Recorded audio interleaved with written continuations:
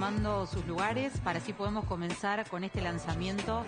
Hay muchísimo para aprender y para reflexionar hoy, así que gracias por ayudarnos a comenzar este evento en tiempo y forma. Les recuerdo que quienes necesiten traducción están los dispositivos allí a la derecha mía y pueden pedir un dispositivo, ya sea que necesiten traducción en español, en inglés o en portugués. Empezamos en unos minutos, pero les agradecemos a todos si ya pueden tomar asiento. Muchas gracias y bienvenidos.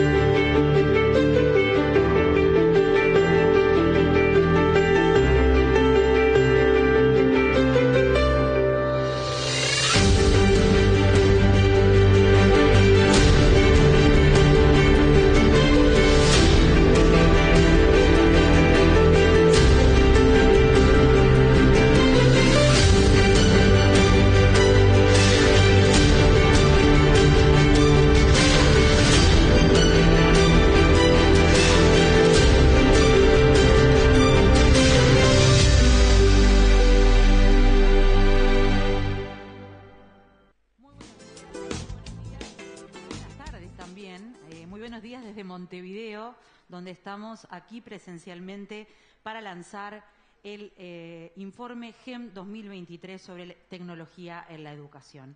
Les decía también buenas tardes porque esto se está transmitiendo en todo el mundo a través de diferentes canales. Es una transmisión en vivo que pueden seguir por los canales de la UNESCO, del informe GEM, de la Fundación Ceibal, del Ministerio de Educación y Cultura de Uruguay, tanto en español como en inglés. Así que muy bienvenidos a lo que será una jornada. Please be welcome to a very fruitful and reflection workshop. The idea is to be open for dialogue, to understand everything that we have learned throughout this GEM report. We would invite you to join our communication using the hashtags 2023 GEM report, GEM Report 2023. You can also share your pictures, reflections, or a video if you like. And this would be like a feedback process for us to continue discussing. It is a true proud for Uruguay and Montevideo to be hosting this launch and to be part of a kickoff. Officially, I will be invite Maria Florencia Ripani. She's the director of Foundation Ceibal, and she's going to be moderating this first part of a day. Please be welcome. Thank you so much. Welcome everybody to this global GEM 2023 report on follow-up of education worldwide on technology in education, published by UNESCO, entitled A Tool under the GEM tools. The objectives is to monitor the progress made in relation to the SDGs, in particular for goal number 4, related to education. It is the first time since we started running these reports and publishing these reports. This is the first time that we are talking about technology on education. So we are so happy to be here and to be able to start this activity for which we are host from Ceibal Foundation and also with the Ministry of Education and Culture in Uruguay. This event is jointly organized along with the GEM UNESCO report team. On behalf of the organizers, I would like to welcome national authorities, international authorities, ambassadors, and representatives from international agencies and organizations and experts and people from the academia. Many of you have traveled specially to Montevideo to be part of this key event in the educational calendar. We would also like to welcome those who are joining us from different parts of the world through the online transmission. In order to formally start our presentation, we would like to invite the Ministry of Education and Culture of Uruguay, but first, before we hear him, we will listen to a recorded message from the General UNESCO Director, Audrey Ossolet. Excelencias, señoras y señores. Ladies and gentlemen, Your Excellence, the COVID pandemic was without a shade of a doubt the best illustration of what technology can and can do in favor of education. This was also a lesson learned about thinking that technology is always good and always a sign of progress. 2023 edition of this report on follow-up on education on the world places this work in perspective. We would like to thank Uruguay for leading the path in this field through the National Plan of Digital Education, Ceibal Plan, and also for welcoming us our debates. What can we learn from this report, which focuses on technology in education? Maybe that there are at least 4 paradoxical trends in this field. 4 lessons that we can learn from past experience. The first lesson we can learn is that we must never forget the social and emotional dimensions of teaching and learning. While technology does have the potential to personalize learning, no screen will ever replace a teacher. Learning means listening, trusting, creating connections. Everything else is a tool. And tools can be useful and effective, but they can do nothing without the fundamental relationship between teacher and student.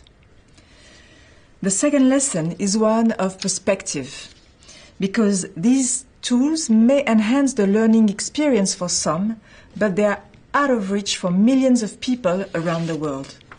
There cannot be a universal solution when only 40% of primary schools worldwide are connected to the internet, or when 70% of rural populations in sub-Saharan Africa do not even have electricity. And this brings me to the third lesson, the deep disconnect between the desire to make education a global public good and the proliferation of private technology providers in this field, which raises the question of their commercial interest. This report raises the alarm. For instance, only 14% of countries guarantee data privacy in education by law. It's a major risk that must be addressed. Finally, the fourth lesson of this report is a warning. In introducing digital solutions in education, we must always ask ourselves whether it really serves the long-term educational outcomes of children. We must bear in mind that learning requires concentration, focus, which can be disrupted by digital devices. And we must be aware that increased screen time can have an impact on children's physical and mental health. This is why we need to find a better balance in our use of digital solutions while avoiding unnecessary exposure. We now have evidence of the negative impact of smartphones on learning, yet fewer than a quarter of countries ban them from schools. Señoras y señores, estos desafíos pueden superarse y por eso nuestro informe ofrece recomendaciones. Nos invita a abordar el uso de la tecnología en la educación en nuestros propios términos. En los próximos días, los animo a que tomen como base nuestras recomendaciones, teniendo siempre presente que la tecnología debe estar al servicio de la educación sin gobernarla. Muchas gracias. Merci à vous.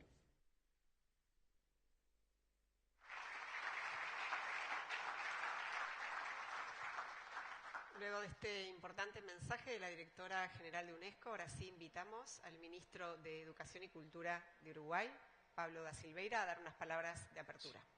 We would like to invite Pablo da Silveira for some opening words. Muy buenos días para todos y en primer lugar, Good morning, everybody, and first of all, please be welcome everyone who is attending this meeting and coming to Montevideo for this presentation. Ministries of Education, technicians, members from the academia, and also members from international organizations. Please, I would like you to feel at home here in our city. It is the first time that this prestigious international report and global report is presented in Latin America.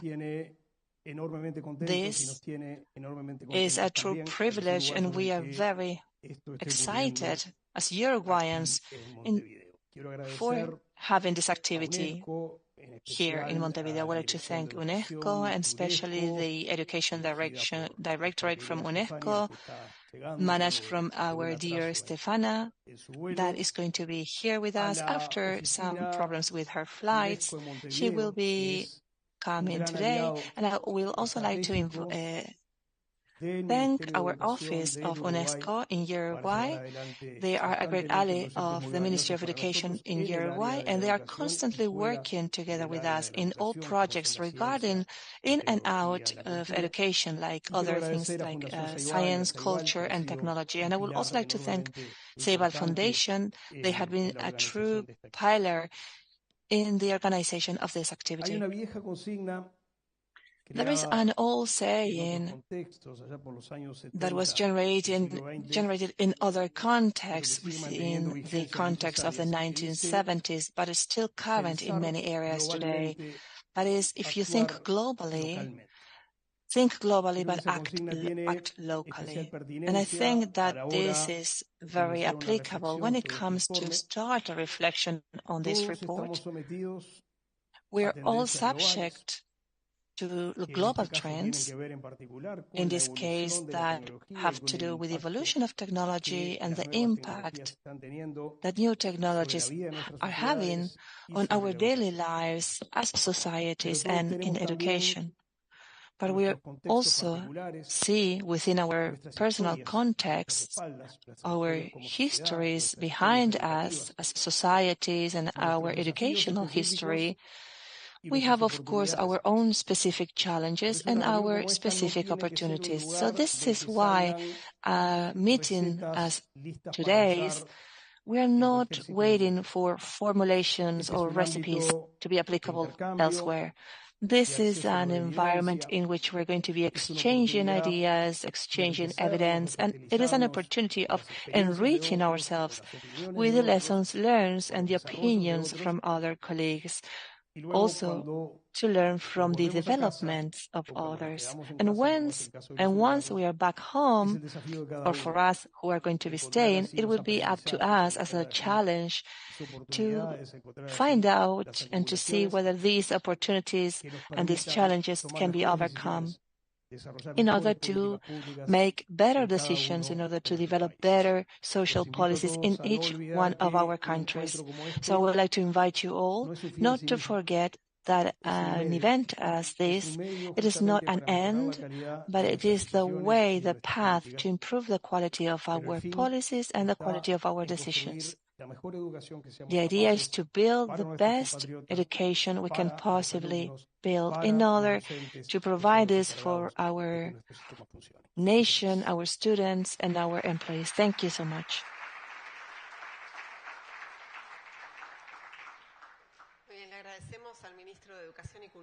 We would like to thank the Ministry of Education and Culture of Uruguay for his opening words, and I would like to highlight the relevance of this event. As the Minister said, it is the first time that a GEM report is presented in Latin America, but it is also the first time that it is presented in a Hispanic country. And it is in Uruguay. In this high-level segment, we're going to be having the first presentations of findings and recommendations of the 2023 report on the role of technology on education. This report is based on the current debate that this report is rebuilding. Las preguntas que propone el informe GEM son las siguientes. ¿La tecnología democratiza el conocimiento o amenaza la democracia al permitir que solo unos pocos controlen la información? ¿Ofrece oportunidades ilimitadas? Education. Does it offer open or limited opportunities? Does it lead to a future in which we're going to be dependent on technology and we cannot come back? Does this present better opportunities for all of us? Or on the contrary, this will increase differences? And lastly, should we include the capabilities related to the use of technology in education from the early childhood, or is there any risk that this would pose on the development of children? The GEM report gives answers to all these questions within a very particular and challenging context. On the one hand side, the educational systems continue to recover from the devastating effects caused by the pandemic, specifically when we talk about the learning results, despite worldwide efforts to provide remote distance learning. On the other hand, once schools were open again, after the debate on the use of digital systems that are more and more intelligent in education, this report questions who defines the terms of use on technology in education, and it invites the own educational system to answer these questions, always putting the interests of our students in the first place. The presentation of these results and recommendations of the 2023 GEM report on technology and education is going to be presented in this very special auditorium. We have ministries of education from Argentina, Brazil, Ecuador, Honduras, Paraguay, and Uruguay, and over 70 experts and key spokespersons from different parts of the world. We will also have the virtual participation from Botswana, Chile, Estonia, Indonesia, Rwanda, Sierra Leone, South Sudan, and Zambia. And in order to present these results, we would like to now give the floor to Manos Antonini. He's the director of this World of Education at UNESCO.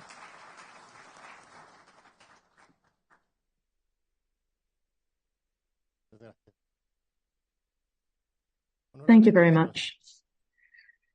Honorable ministers, honorable ambassadors, director of the ANEP, president of Ceibal, dear associate minister, minister of Ministry and Culture in Uruguay, director of the Ceibal Foundation, sirs and madams, it's an honor to present the GEM report 2023. And it's a pleasure to do so for the first time in South America, in Latin America, and for the first time in person in almost 5 years since COVID separated us. I am thankful for you being here, sharing this moment with us. It's been a long trip for many of you, many of us, and we should respect the time that we allot to this and have significant conversations. What we perhaps talk about as significant connections. But people are at the center of it. We also gather here to celebrate the commitment of Uruguay of facing a difficult challenge, how to adapt the new gifts of digital technology to the old traditions of education. The GM report, which is independent, published by UNESCO, has been the tool of the international community to monitor the progress towards the international education objectives. Actually, we should remind you that today I'm going to be presenting less than half the content of the report. This actually covers 3 more areas that I invite you to explore. The impact of technologies, of DIC technologies in education, the impact of education in technology, and the progress towards SDG 4. Halfway through the goals of 2030, while we continue to try to evaluate the impact of COVID-19. Perhaps you'll be surprised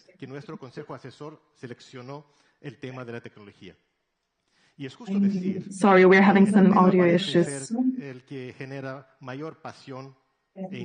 This seems to be what generates most passion and interest.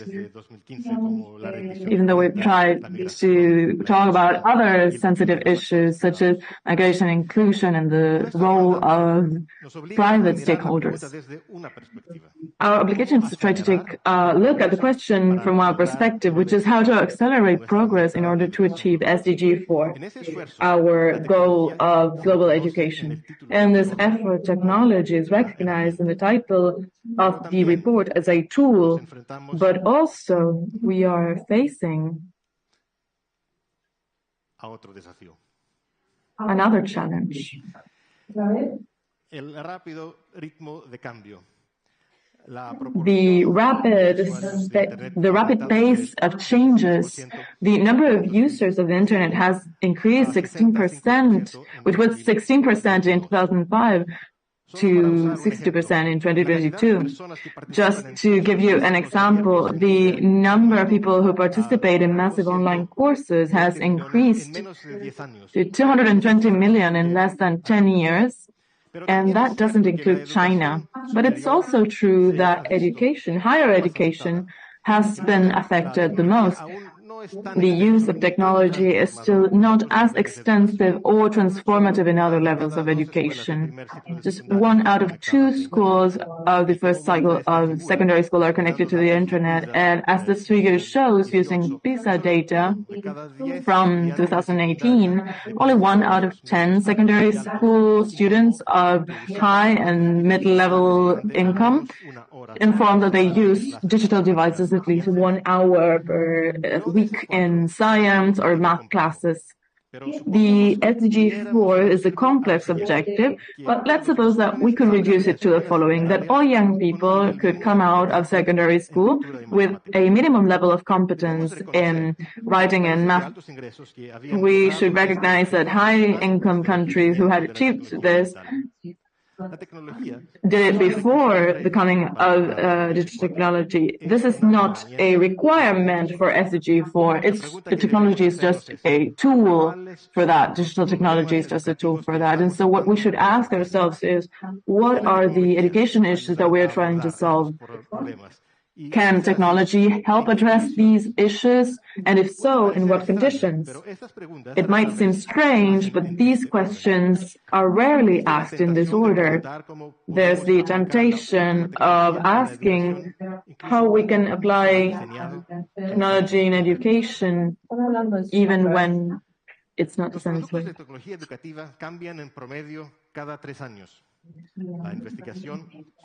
Goals in education change in average every 3 years.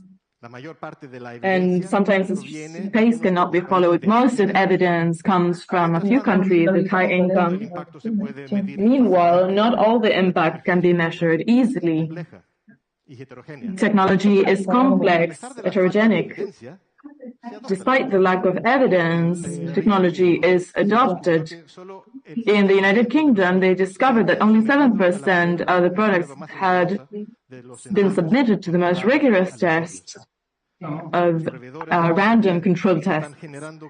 Technology providers are generating most of the evidence. In some cases, we found that this evidence contradicts the findings of independent evaluations. Allow me to switch now to English. In terms of equity, this region championed the use of radio for remote populations. It also pioneered the use of television, notably in Brazil and Mexico, where the telesecundaria program is credited with having increased enrollment by a fifth. The most transformative impact of technology has been on learners with disabilities. Technology has also supported learners in emergencies, although the report notes with some concern that only just over 10% of interventions were implemented by governments. However, no emergency was as dramatic as in terms of education impact on COVID, as was COVID-19, when technology offered a lifeline. But the quality of internet connections and the availability of devices varied a lot. 1/3 of all learners and almost 3 in 4 of the poorest could not connect to distance learning due to the pandemic. In terms of quality, some education technologies can improve some types of learning in some contexts. Technology can vastly increase the range of teaching and learning resources available. It can make lessons more engaging and simplify some types of training. In Ecuador, for instance, Activar, a national program which integrates virtual reality technology with game elements, recreates hazardous situations to mitigate industrial risks. But excessive use of technology has also been shown to be counterproductive. Anyone with a phone next to them knows its distracting impact. We found that almost 1/4 of countries have banned smartphones in schools through either law or policy. And the world is moving away from one-to-one technology programs. The share of countries implementing them has fallen from 30% to 15%. Finally, let's not forget, technology does not need to be advanced to be effective. China broadcast recorded lectures from good teachers to 100 million students in rural primary and lower secondary schools in the early 2000s. And evaluations 10 years later showed that this simple approach had increased student learning and had even reduced the urban-rural earnings gap. Sometimes technology can improve efficiency in education management. In Senegal, a distant coaching program was not as effective as a face-to-face program, but it was 83% more cost-effective. Technology can increase teacher professional development opportunities, but it is not easy to fulfill the potential of all these opportunities. Computer-based and computer-adaptive tests can improve student assessment, but there is no transparent data on the cost of these technologies yet. Learning data analytics can improve feedback, but the capacity of education managers to analyze such data remains very limited. Data sets are not integrated, and violation of data privacy is a growing concern. Technology helps content creation and adaptation, access and distribution, and can drastically reduce costs, for instance, in textbook production. But in practice, online content has grown without enough regulation. It is mainly produced in Europe and Northern America. 92% of OER Commons content is in English. This affects the relevance of the content. Platforms, which are increasingly being used by universities, are also greatly challenging their role. Technology is often bought with no clear view of the full costs. In the United States, only 11% of school administrators and teachers requested peer-reviewed evidence before they adopted a technology. Money is not always well spent. Around 2/3 of education software licenses were unused in the United States.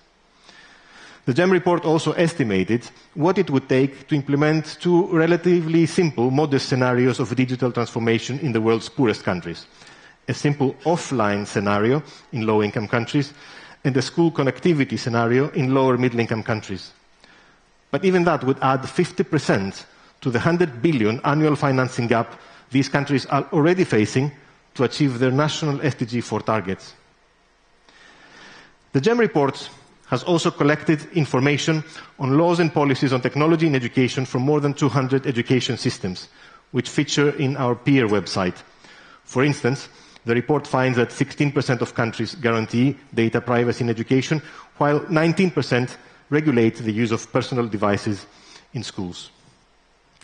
In order to develop the report's recommendations, we considered 4 trade-offs, as you heard from the UNESCO's Director General.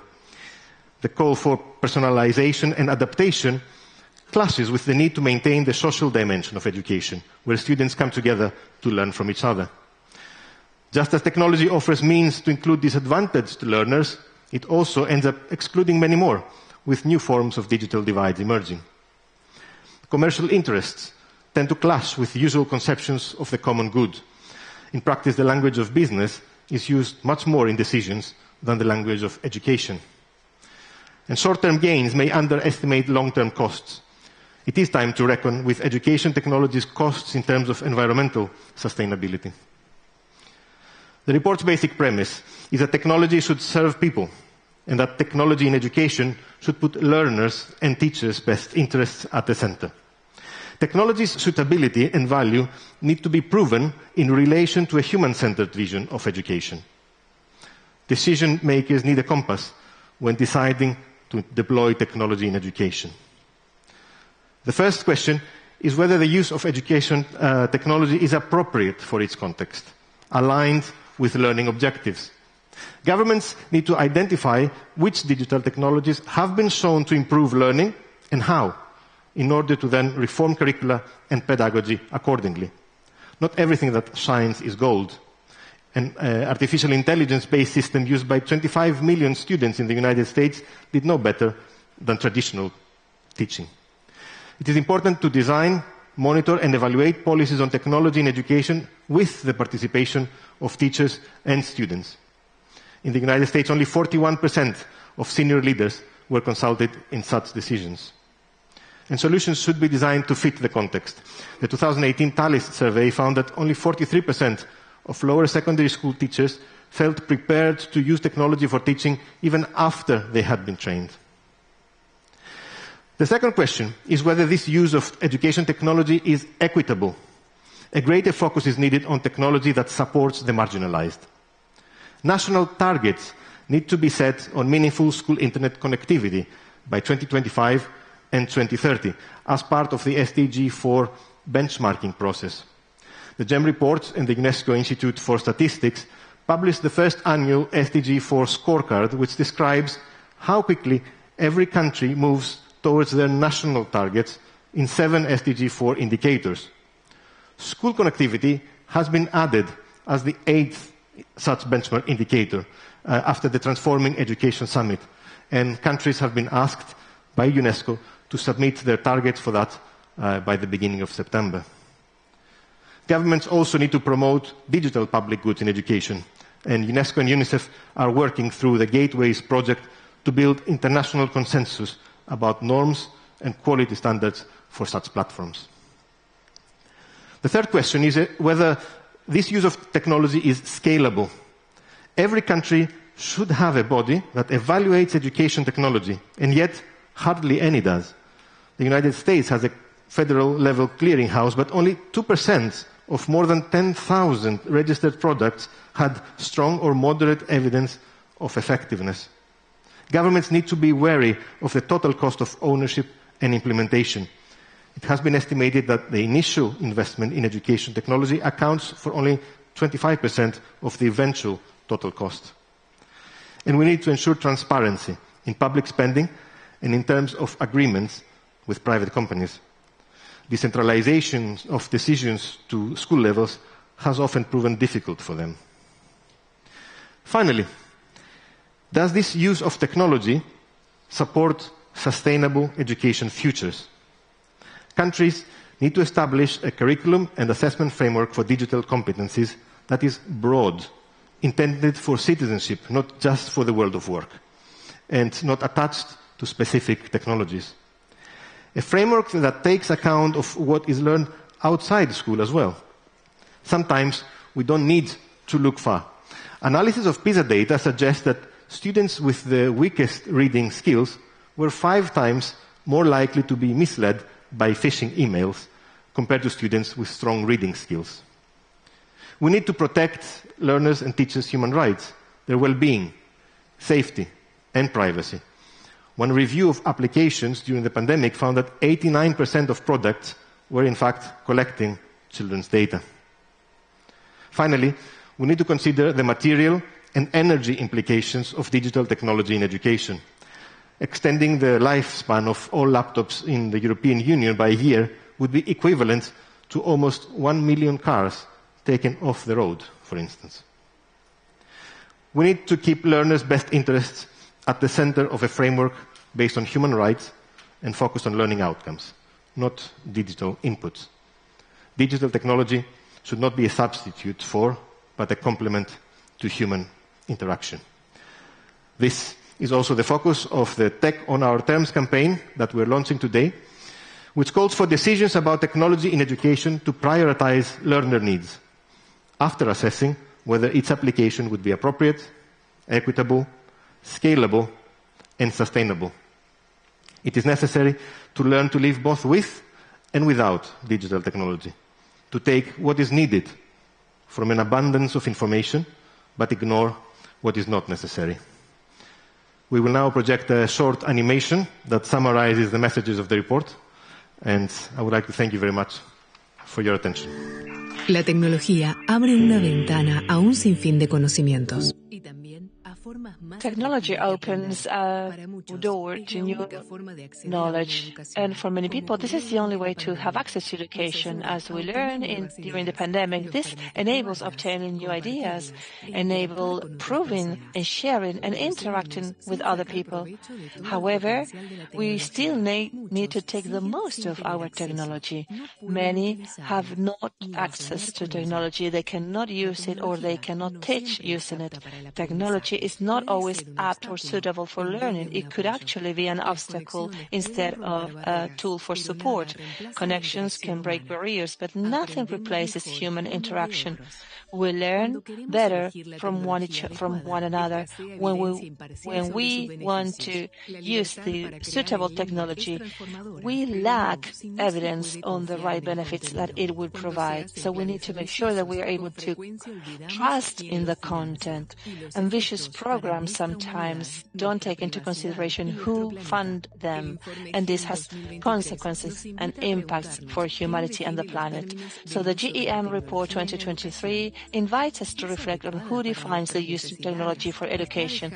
Is it suitable and meeting our needs? Is it leaving anyone behind? Are we following up on the investments that are correct and the ones that fail? Are we walking on a sustainable path? Our decisions must always be centered on students, because technology is not always synonym of progress. Students must take from technology only what they need in a way that they can use it in a critical and safe way, and have tools to learn with and without it. So the use of technology is only in our terms.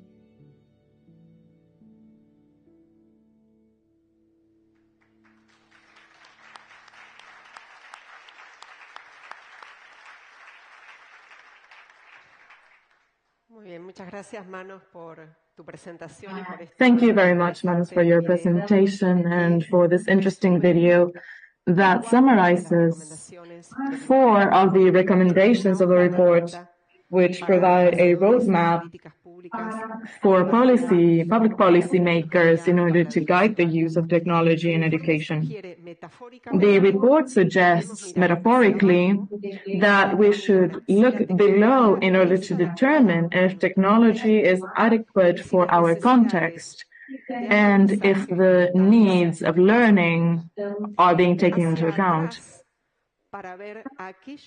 Behind, also looking back to see those who are left behind and make sure that we are focusing on the people who are at risk of exclusion.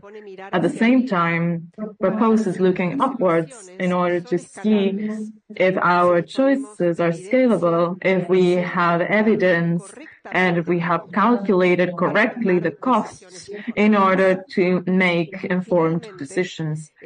Finally, the report invites us to look forward in order to make sure that our plans are adjusted to our vision of sustainable development in the future. To reflect in more depth about how to carry out these recommendations, we're going to begin with a high-level panel. We're going to invite Maria Brown, the Ministry of Education of Ecuador, Camilo Soreira Santana, Minister of Education of Brazil, Jaime Saavedra, Director of Human Development for Latin America and the Caribbean of the World Bank, Berna Lalvejari, Executive Director of edtech Hub, Leandro Folgar, President of Ceibal of Uruguay, and Manos Antoninis, Director of the GEM Report of UNESCO.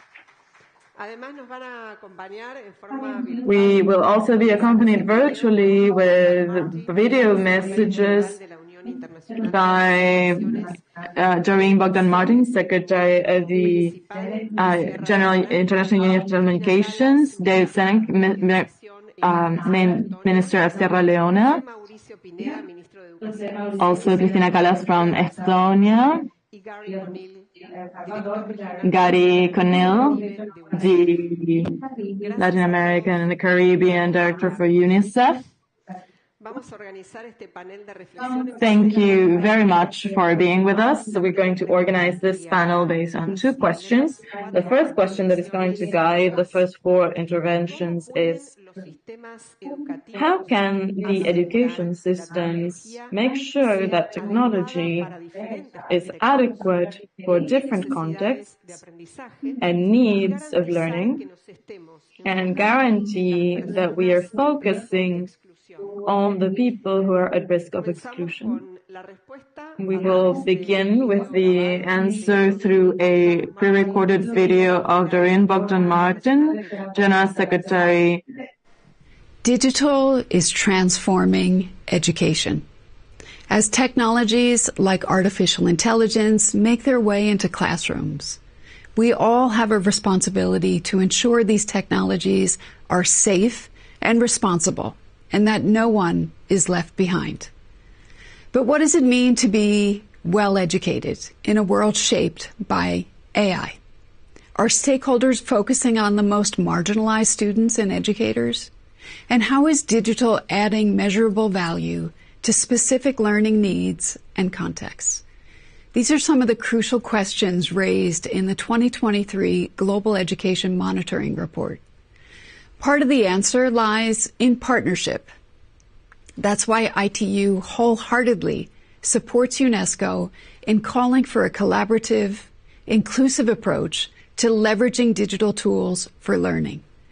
At last year's Transforming Education Summit, ITU joined UNESCO and UNICEF in a call to action on digital learning for all, calling for a whole-of-government approach to achieve SDG 4, recognizing digital as a key enabler to boost education quality and access. ITU has been committed to enhancing education through technology for decades, from advancing broadcasting and satellite connectivity for remote learning to connecting every school on Earth to the Internet. The ITU and UNICEF GIGA initiative, which has connected over 5,700 schools and 2 million children since 2019, shows how partnerships can help overcome some of the economic, inclusion, and efficiency challenges that have been highlighted in this year's GEM report. Meaningful connectivity is the key. Turning it to action requires comprehensive data, like our results from mapping schools, a laser focus on marginalized educators and learners, as well as guiding frameworks, such as those provided by ITU accessibility standards and digital skills programs like Equals. As we launch this year's GEM report, I urge all governments to set school connectivity targets through GIGA and to invest in inclusive connectivity and skills initiatives by joining Partner to Connect Digital Coalition. Together, we can bring safe and affordable online experiences to teachers and learners everywhere. Let's empower this generation and future generations with the connectivity and capacity that they need to thrive in our ever-changing digital world.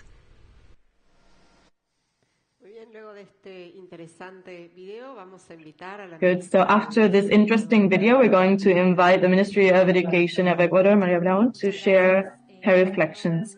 Thank you very much. First of all, I would like to say hello to everyone who is sharing this space with us. I would like to begin this reflection taking something that has already been said in the presentation, which is that after COVID, we had also been witnesses of the fact that if there was a suspicion that in-person education and contact with human to human could be replaced, and that does no longer exist. We are all certain that that essential contact in that human relationship is not something that we can substitute, and that the incorporation of technology in education is a tool that can be used in a good way or a bad way. And in this context, I just have some reflections about how to make this access to technology be inclusive for everyone, for all the students, and for us to be able to incorporate it in a useful way. First, talking about access, when we talk about handling devices and connectivity, making an emphasis in those sectors where traditionally this access is limited. And this makes us think about the context of the response, especially in unequal regions such as ours, how we can reach rural or faraway sectors with the same capacity of connection, and not just with the access to a device, but also with the connection of the internet with the broadband speed that is good enough for queries on the internet to be able to be done, to be able to use the tools that are available. So this makes us think about how to expand the connectivity in a more democratic way that allows us to reach those who are most vulnerable with more priority. The second thing is how we can equip education institutions, and what is the appropriate one. Is it a laptop? Are we straying further away from the idea of a device per student? But what are the resources that should be incorporated in the education institutions for the use of that technology to really be at the service of education, and what is the limit? And I think that today the debate of Denmark about in societies with high access to connections and devices in a very universal and democratic way, where is the limit, and to what point do we want to recover that use of more traditional resources such as books, pencils in a process of learning, and complement these in an ideal way?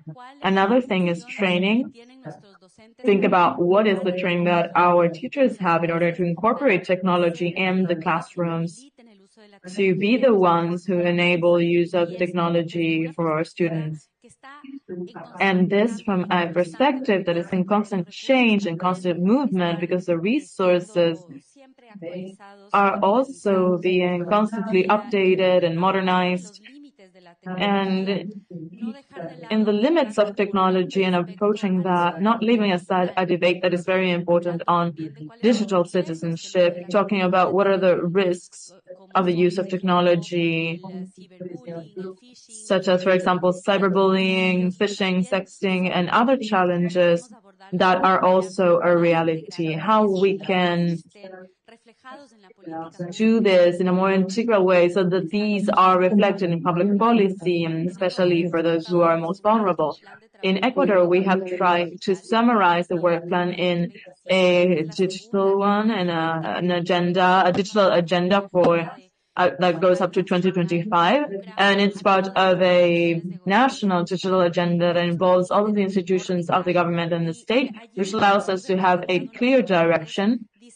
And we have set an objective, which is to design plans, policies, and education programs that are focused on digital learning, digital alphabetization, and digital citizenship. So these three elements are complementary, but always thought as in how they insert in the interaction of human beings, in the citizenship, in the exercise of their rights in a collective way, and from the perspective of society and community and the development of the individual in a specific context. And so there we set a series of actions that have an inclusive perspective that look specifically to those populations that have been traditionally excluded, and try to see how to incorporate this technology in order to close gaps and try to advance in incorporating these tools, but especially reducing the access gap to these resources for those who are in situations of more disadvantage. Thank you very much, Minister. We now invite Camilo Soreira Santana, Ministry of Education of Brazil, to continue with the reflections.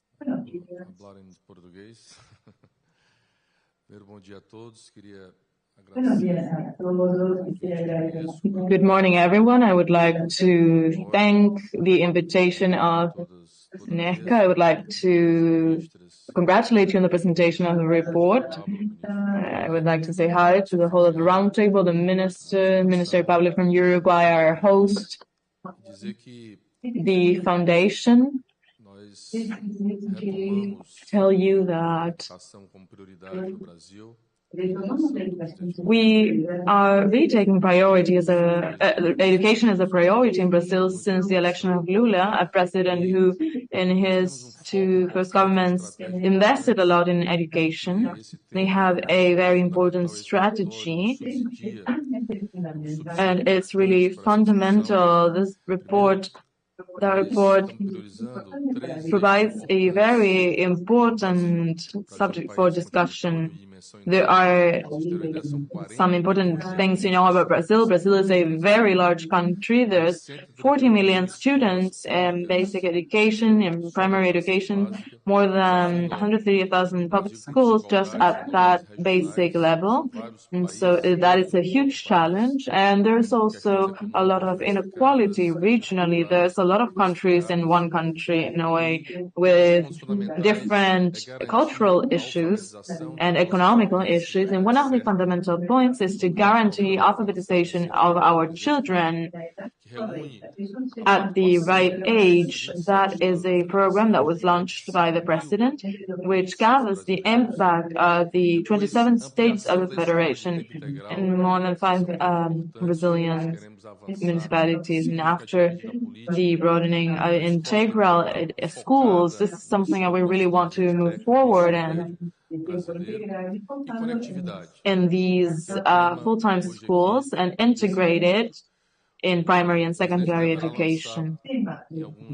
This is the topic of this encounter. The president is going to launch in a few days a program to connect everyone, 138,000 schools with broadband connection with pedagogical objectives. And this is a great challenge of accessibility, quality, and access to technology in the area of education.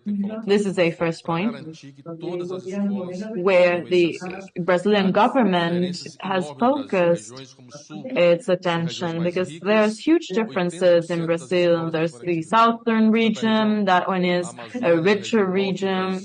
80% of the schools have connection. But if we go to the Amazon, the northern region, less than 40% have access to connection, and they have low quality. And so that is the challenge, to guarantee a good quality connection. And then think about training. We have to train our teachers for a new model of Education and Connectivity. President Lula recently passed a law approved by Congress and regarding policies of education in Brazil. There are several axes that have to do with research, and we are trying to work on those axes and build from there and try to complement that with national laws that can also regulate the use of those digital platforms.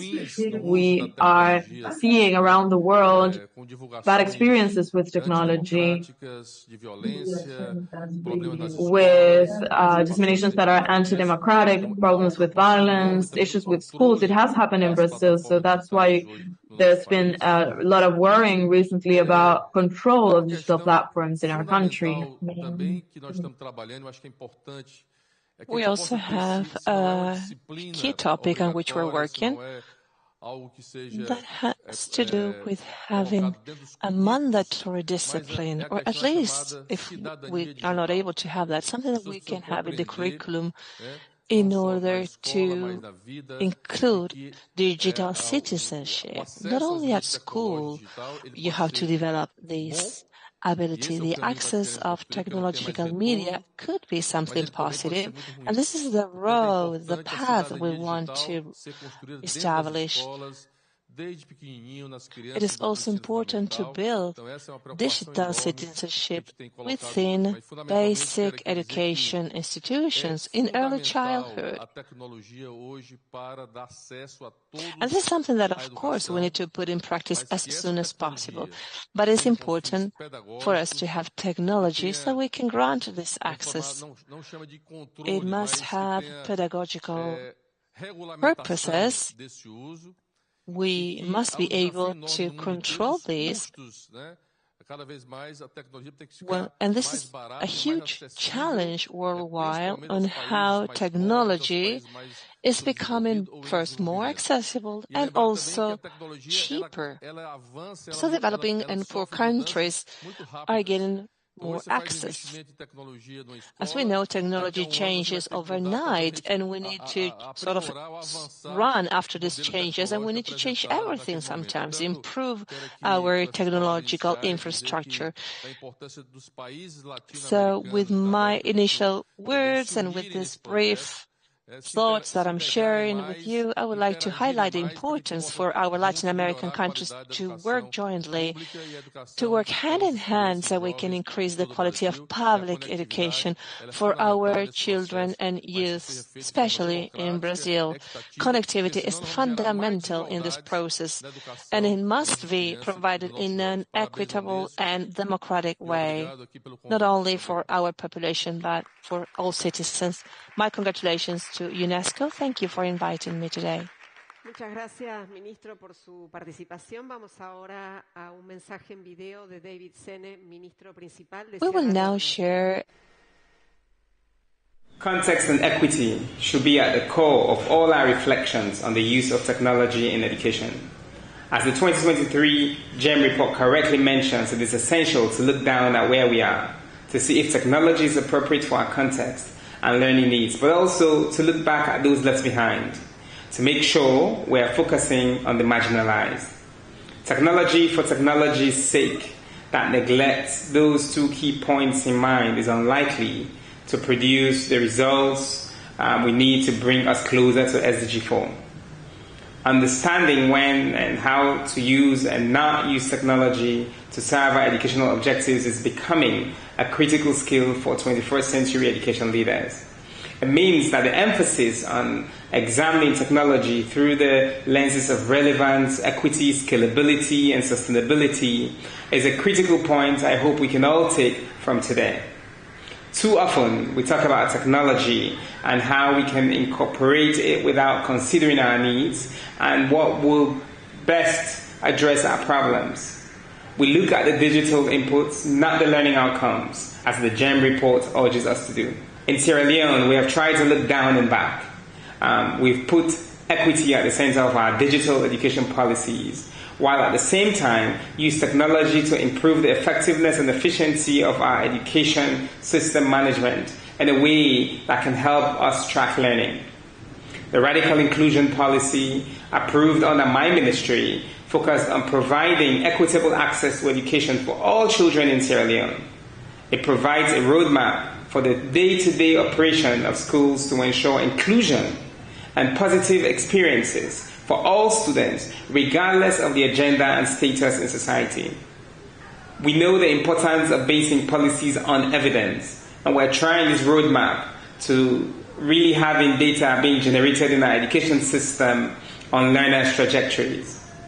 Our emphasis on looking down and back has trickled down to teachers, school directors, parents, and communities. Our leaders in primary schools are now prepared to use tablets to collect and apply dynamic data to manage their classrooms, their schools, to oversee teacher registration, student enrollment, and attendance.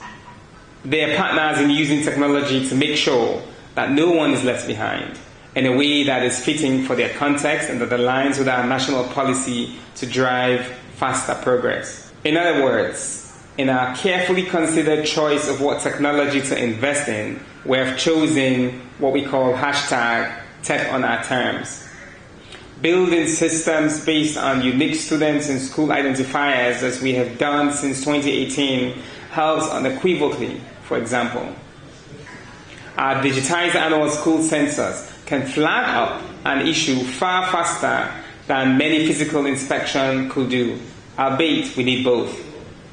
Looking back and down for radical inclusion, we have also invested in geospatial data. Their use remains nascent in poorer countries, even though it is needed there the most. In Sierra Leone, we're looking at ways of maximizing these innovations with a GIS tool that considers new school locations based on poverty, population, and flood risk data. It identifies where we have blind spots, where we could improve, and where we could learn. I'm excited by the potential of technology for the reason that it is an amplifier where correctly applied. I'm truly motivated to hear the experiences of my colleagues, peers, and friends over the next couple of days at this event, as we dissect and absorb the messages of the GEM report, for which I'm proud to be chair of its advisory board. I thank you.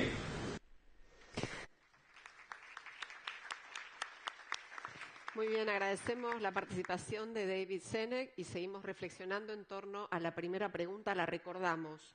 ¿Cómo pueden los sistemas educativos thank you very much. And so we're going to remember the first question, see how the different contexts and needs of learning can be approached, and guarantee that we are focusing on the people who are at risk of exclusion. We're now going to continue with a recorded message, in this case of Cristina Calas, Minister of Education and Research. Your Excellencies, ladies and gentlemen, it is an honor and pleasure to take the floor to mark the launch of the 2023 Global Education Monitoring Report on Technology in Education. I am humbled by the recognition given to Estonia and will use this opportunity to briefly share some key observations from this journey. I do stress the word journey. Where we are today is a result of work of several decades, ever since the restoration of our nation's independence. We are truly proud of our educational achievements in PISA rankings, as well as in terms of our students' and teachers' high digital competencies. Indeed, before infrastructure, our attention must be centered on human beings, focusing on the skills and competencies of teachers and students. Specific attention to the development of students' digital competencies has been a priority since 2011. When digital competence was first included in the national curricula as one of the general competencies that must be acquired by graduating. This way, we can help learners familiarize with digital tools available in the learning process, but we also keep in mind the broader impact. In a fully digitalized world, digital competencies are crucial for self-fulfillment, contributing to career goals, learning, leisure, and most importantly, to social inclusion. Now, to come back to infrastructure, or more specifically, access to digital tools in the classroom. With our whole school network being covered with stable access to internet as a first step taken several decades ago, today, many tools are an inseparable part of the average school day. E-diaries for sharing homework and feedback between the school and the home, textbooks and learning resources moving online, or online admission systems. For many, this is how school has always been.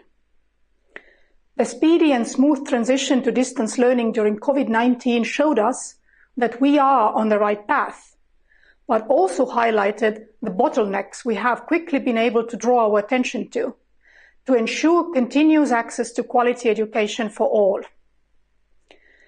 These developments are not the result of governmental initiatives alone, and has been possible thanks to broad cooperation between diverse actors.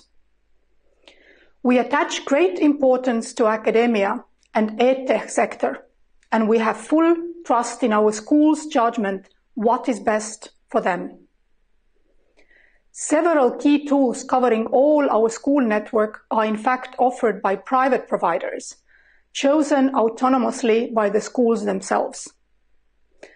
Finally, a message to frame these past thoughts. Digitalization is never a goal on its own. There is no use for technology just for the sake of digitalizing education. Every decision to move from traditional to digital tools must be meaningful. It should simplify and support the learning process. As we keep in mind the importance of access to quality education for all learners, regardless of their background, these tools must always enrich and diversify learning opportunities and improve access to it, never the opposite. Thank you for your attention. Thank you.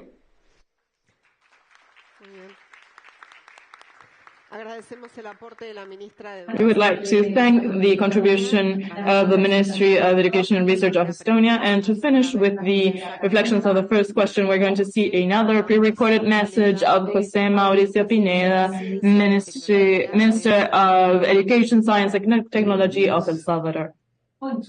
Good morning.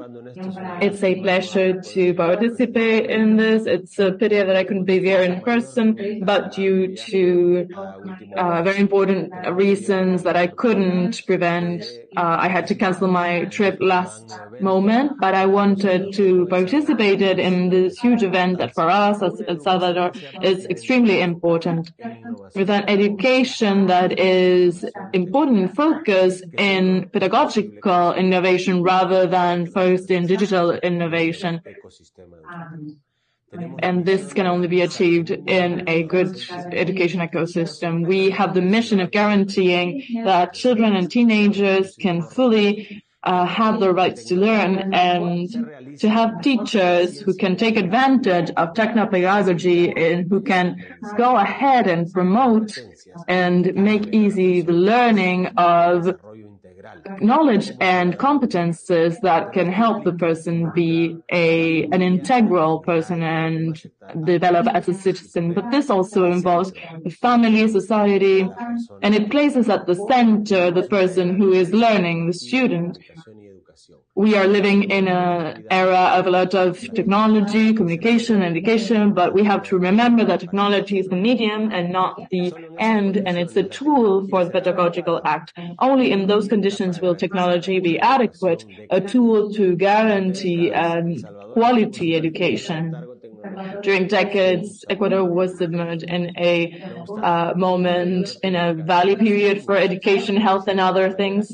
But the government, since the beginning, has intentionally and systematically, since the beginning, tried to use technology extensively in all the areas, and particularly in the digital transformation of education. This has implied for all the population to appropriate this and strengthen their digital abilities. And with digital disruption, we have lived a process of alphabetization, digital alphabetization, and not just with the introduction of technology, but also taken advantage of these socially and politically. With the 2019 COVID pandemic, there was even more difficulty in access for children and young people who, as a consequence of a lack of digital resources and the restrictions of staying at home, lived their schooling with a lot of challenges in their continual education.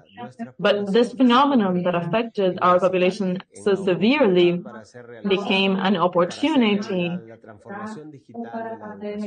to make the digital transformation of education in Salvador a reality, and has also shown the interest of educators and students in wanting a change of how to live their education processes. And so the government took advantage of this and invested in education, and it increased the budget from 3.2 to 5.2 regarding the GDP for education.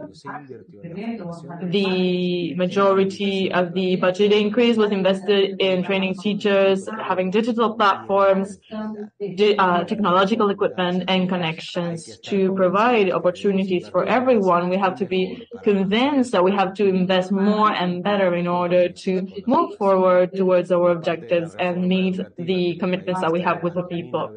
As part of the education reform that the country is going through, called My New School, the government undertakes the commitment of having all children and teenagers in public education centers to have access to science and technology, and for there to be no inequalities independently of where they live or study. We cannot implement in an isolated way the process of technologies in the education system. We have to do this in an articulated way, synergically with other processes, and in transformations that also encompass other areas of life. From this perspective, our teenagers and children who in the past didn't have access to technology can now have their own devices in their school and at home, and this means working for equality and social justice, providing specialized equipment as well without distinction to our population who have disabilities is also an obligation of public policy, with a focus on quality education that implies a participation of everyone, and especially the younger people. Digitalization of education does not have to follow steps that are different from other education policies. In Salvador, we are convinced that our education policies have to start with education as a right, and this is not just with quality education. The education system, the school, is a space that guarantees or provides the possibility of other rights. A education policy that is understood in this way can only be oriented towards universality and inclusion, and therefore is really equitable and can only answer to particular aspects if it is based on evidence. Technology is not everything. We have to understand our students, the people in their immediate context, and being part of a family and a community. Nothing can affect the interest of a child as having a good teacher, a family, and a community that is stimulating them and that is helping them learn and grow. That's why schools have to be connected with the community and to understand the territory where it is as also a space of learning, opportunities to have opportunities to live and also transcend. The digital transformation and the transformation of the world is happening, and people are also transformative. The school is a space where we learn tools to change and to use this for the benefit of all. However, this is not learned in any environment, and along these lines, we think that we have to transform the pedagogical model and that technology should be incorporated to the model and not the other way around.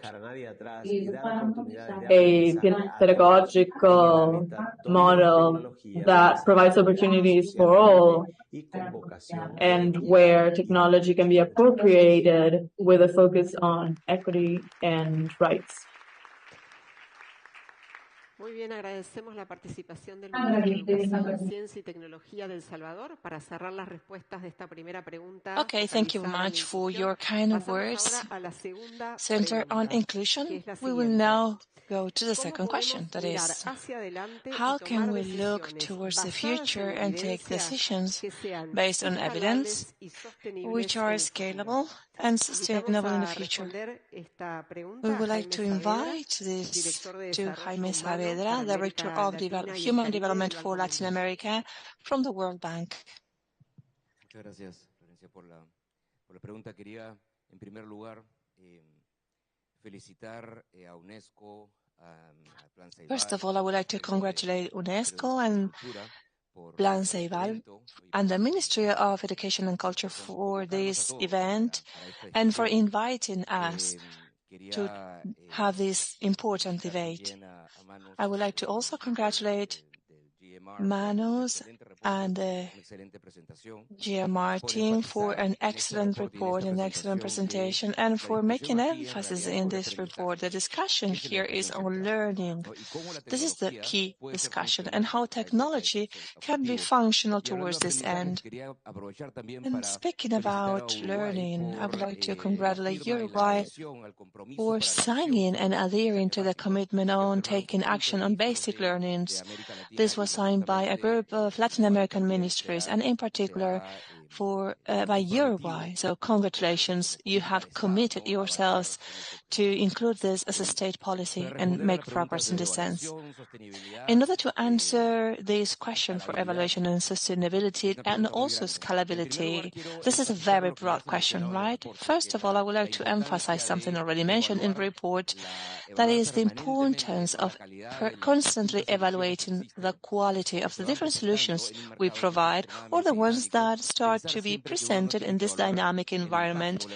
We must think that it is not enough to evaluate the impact, but the process itself, the process of implementation on any technological solution must be taken into consideration. Use this information that is constantly coming from the use of certain technological tools. When we have an adaptive software program, there is a huge amount of information every time that kid is clicking something, whether they make a mistake or not. There is a huge amount of information on the learning process that sometimes is not taken care of. We don't take advantage of it. And there is sort of a divorce, a separation on the different technological stakeholders. There is not enough interrelationship in the process of learning technology or among technology and private companies producing and manufacturing technologies and even researchers on technological tools. So this kind of divorce and separation must be overcome. I also wanted to mention on scalability and sustainability. First of all, we are facing a huge learning crisis in Latin America and also in Uruguay. We need to make progress in a much faster way. It is not enough for kids to be at school. They must learn. So facing this learning crisis, is technology helping us to move forward and overcome this obstacle? First of all, we have been constantly evaluating, and we are aware of available technologies that are available in the market. Okay, once we know that, what is the first challenge?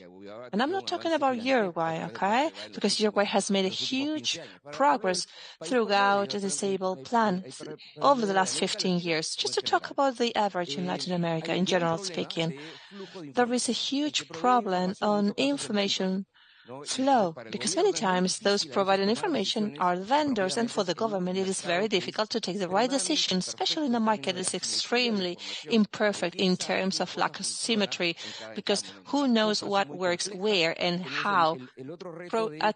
Purchases are so complex. As we know, the procurement processes for software are so complex for governments. In the case of Uruguay, for example, this was solved in a very creative way by Ceibal as being an entity that is public, but they belong to private right, and they are able to contract and procure in a very different way compared to other states in Latin America.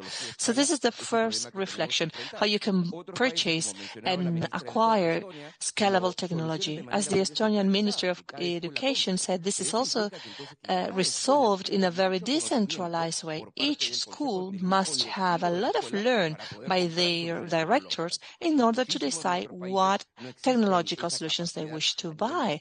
And in many countries, we don't have that capability at all.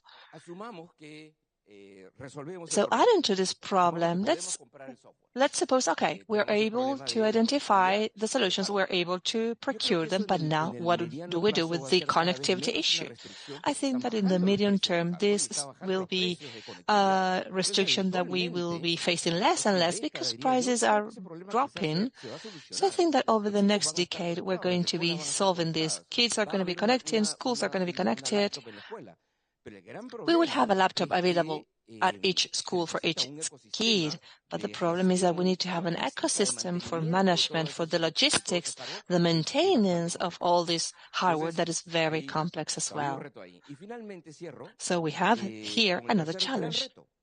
And the third huge challenge, okay, we have the software, we were able to buy it, we evaluate the policies, we solve the hardware and the maintenance, but now,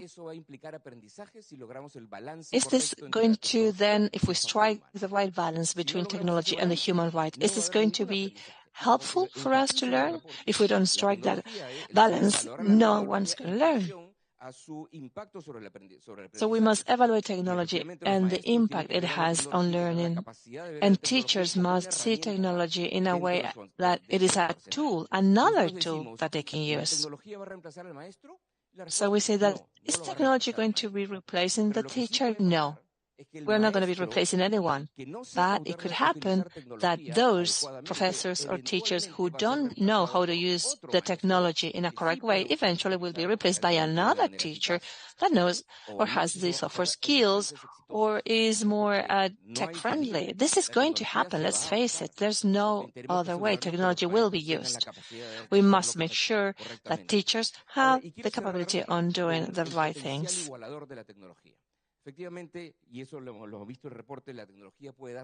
And I also wanted to comment about the opportunity. It is so important to provide opportunities to everyone.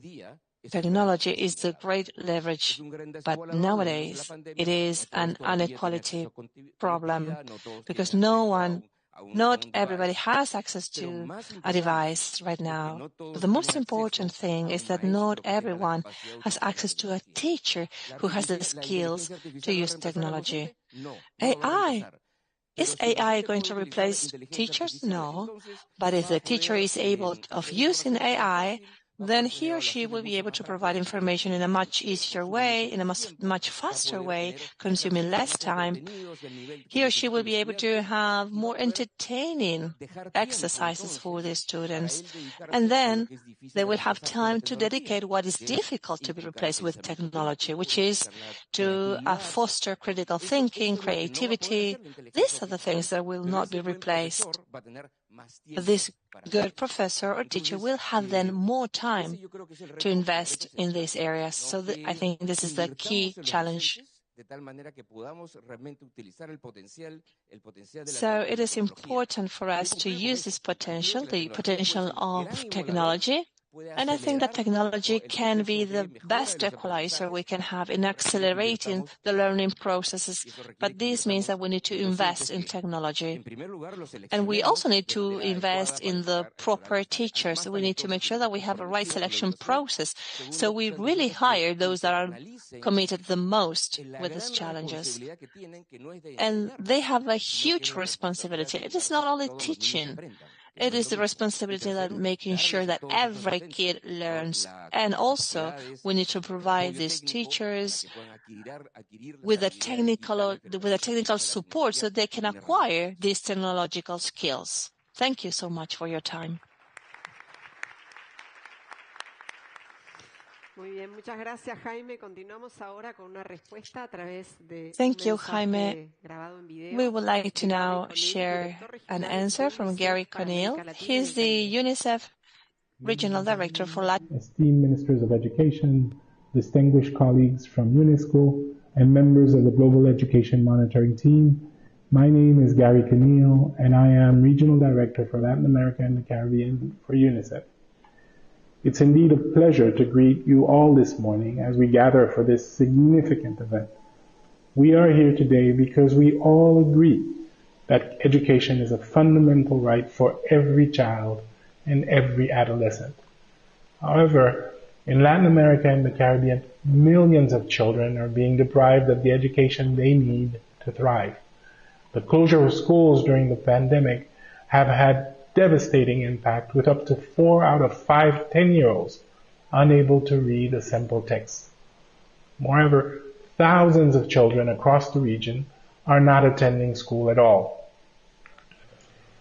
In this region, we are all well aware that those who are being left behind in terms of education are primarily living in impoverished communities. They include indigenous and Afro-descendant children, those with disabilities, girls who are being denied access to classrooms, and children whose life has been upended by various crises such as climate disaster and migration. Digital solutions can play a vital role in keeping these marginalized children engaged in learning and propelling them towards a brighter future. However, we face a significant challenge in a region where 1 in 3 people lack access to the internet. Nevertheless, UNICEF, together with our partners, is diligently working to connect children and adolescents with world-class digital solutions that are based on solid evidence. We prioritize listening to the voice of children and adolescents, involving them in decision-making processes, and creating solutions that cater to their specific needs. Additionally, we collaborate with various stakeholders to leverage data, ensuring that our programs have a profound impact on the lives of these young individuals. Allow me to highlight the extremely important initiative, the UNICEF and Microsoft Learning Passport platform. This digital learning program has provided high-quality educational content to children in 5 countries across the region during the pandemic. In Mexico, the platform has already shown success in improving learning outcomes for secondary school adolescents. This year, Mexico will become the first country in the region to pilot the platform's outline version, enabling us to reach disconnected students and provide them with high-quality education. We are also collaborating with partners such as UNESCO, EdTech Hub, and other key actors in the global digital education ecosystem. Together, we aim to harness the potential of technology and utilize valuable information to bridge the learning gaps and overcome the digital divide in our region. Latin America and the Caribbean possesses immense potential to become leaders in innovative education. Some countries like Uruguay are already paving the way with their progressive approaches. However, we still require more data and evidence, such as the recently released Global Education Monitoring Report, to guide us in providing vulnerable children with digital solutions that best suit their needs. Today, with all of you gathered here in Montevideo, we have the opportunity to work alongside our partners and make significant strides. Together, we can bridge the digital divide, connect every school to the internet, and bring accessible technologies to the fingertips of children, whether they are at home, in school, or on the move throughout the region. As Regional Director for UNICEF, I would like to commend the remarkable efforts of UNESCO colleagues and the Global Education Monitoring Team. Let us ensure that this space serves not only as a platform for reflection on education and technology, but also as a catalyst for strong commitment and action. We must work tirelessly to guarantee quality learning for every child, as their future and the future of this entire region depends on it. Thank you for all your dedication and collaboration, and I hope you make the most of this event.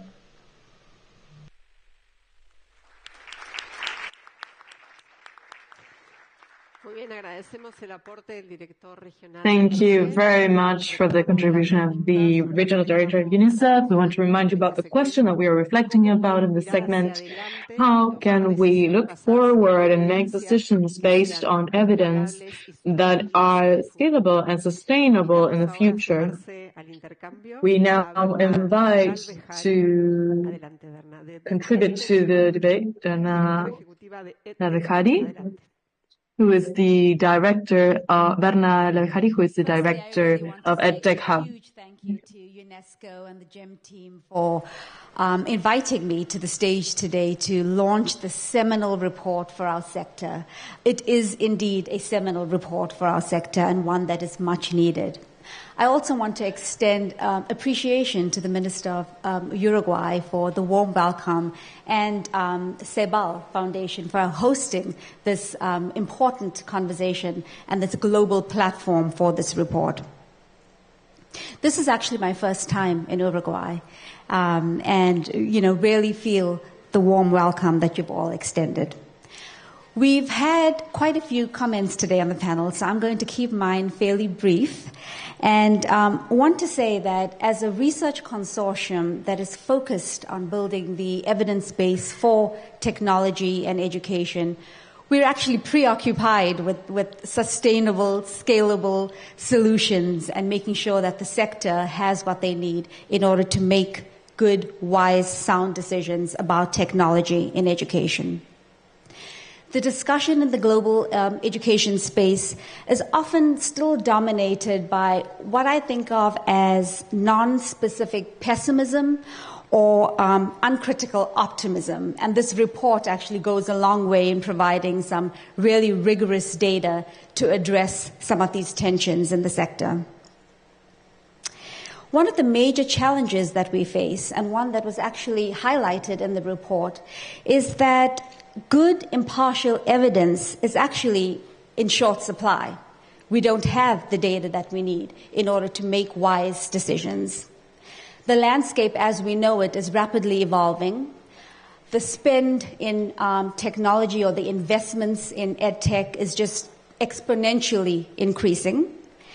And that really leaves key decision makers, like many of you, in a space with facing to make tough decisions without the data, without the hard data. Jaime referenced the complexities of procurement and what goes into actually making sound decisions when it comes to technology and education.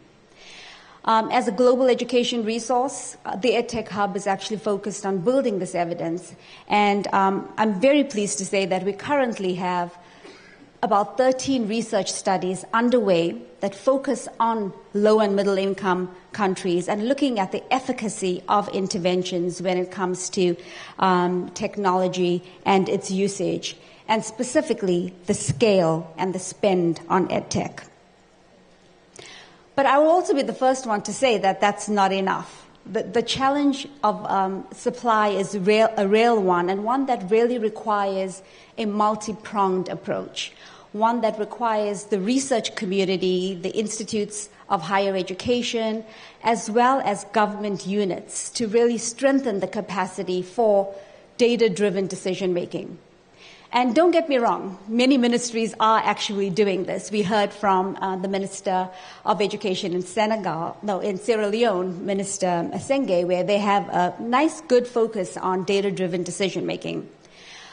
But I'd like to push the envelope and say it's less about collecting the data, but it's more about strengthening the capacity to interpret the data, to analyze the data, and then to truly use the data and make the commitment to leveraging this data for the tough decisions that we need to make when it comes to technology and education.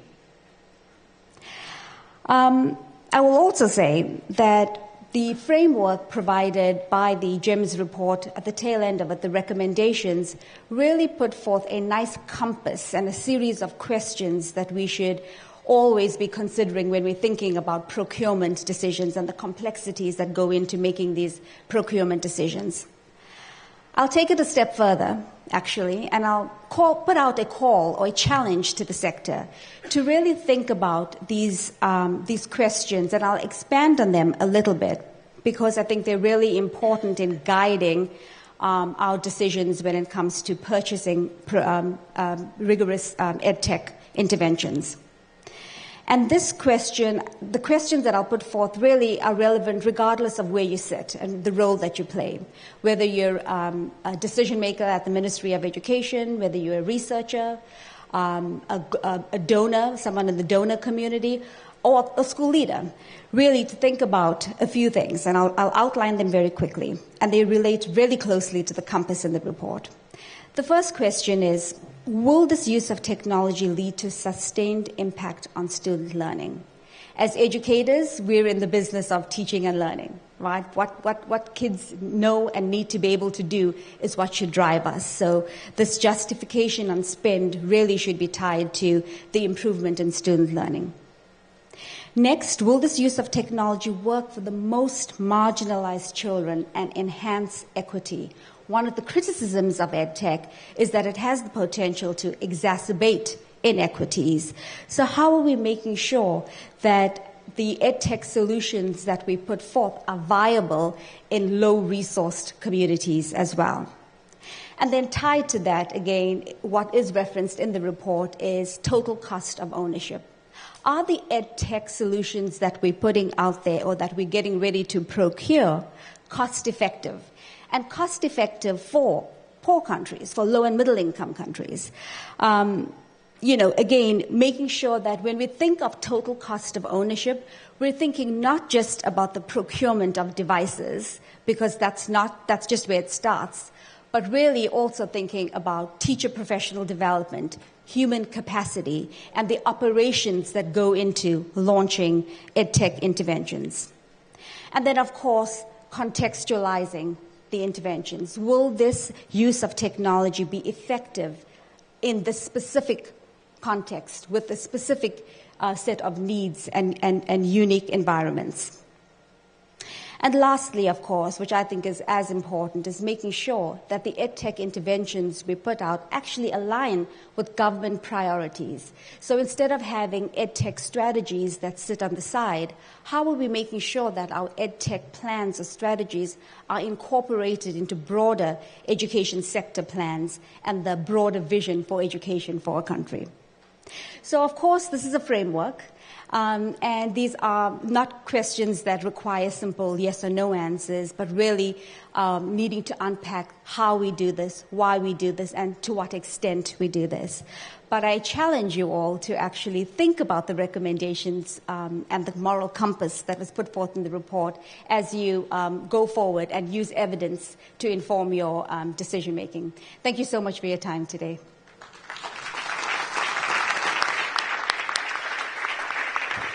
Bueno, muchas gracias, Berna, por tus aportes y tus desafíos para el sector. Vamos a terminar ahora esta pregunta vinculada con escalabilidad, sostenibilidad y futuro con la palabra de Leandro Folgar, presidente de Ceibal de Uruguay.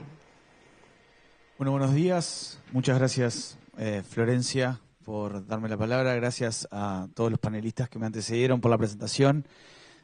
Muchísimas gracias. Como anfitrión quiero darle las gracias a todos los participantes que están aquí siguiéndonos, ministros que nos han honrado con su presencia y a todos los participantes que también nos están siguiendo por streaming. Aquí mismo tenemos otra sala en donde se está siguiendo el evento por streaming y además personas conectadas desde todas partes del mundo, lo que le da a Uruguay la honra y a su vez la responsabilidad de que se haya elegido este lugar para lanzar el reporte del hogar sobre el estado de la educación con un énfasis en tecnología por el GAM report and an emphasis on technology due to the work that Uruguay has been doing since 16 years ago in trying to integrate technology to education. When I was hearing about how complex the need for evidence is, the need to not take technology as a solution, a broad solution, and try to